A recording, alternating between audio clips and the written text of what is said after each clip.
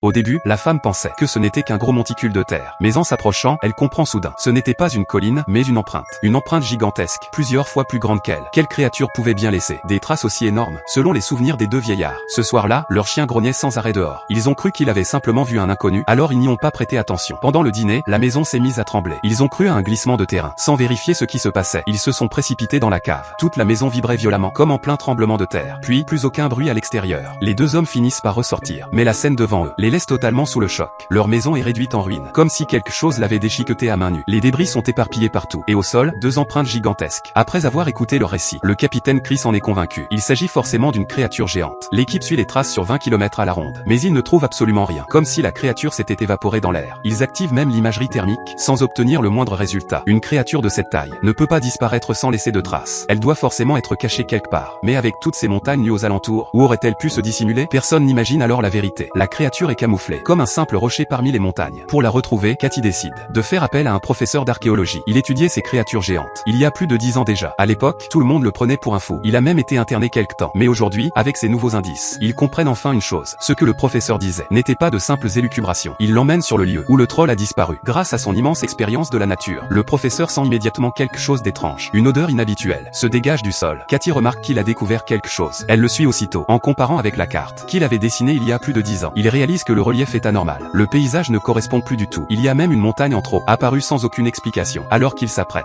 à examiner la carte plus en détail, la montagne derrière eux ouvre soudainement un œil. Cathy semble le sentir. Elle se retourne lentement. Un œil gigantesque les fixe droit dans les yeux. Les deux restent figés, incrédules, tandis que la montagne devant eux se transforme lentement en un monstre colossal, juste sous leurs yeux.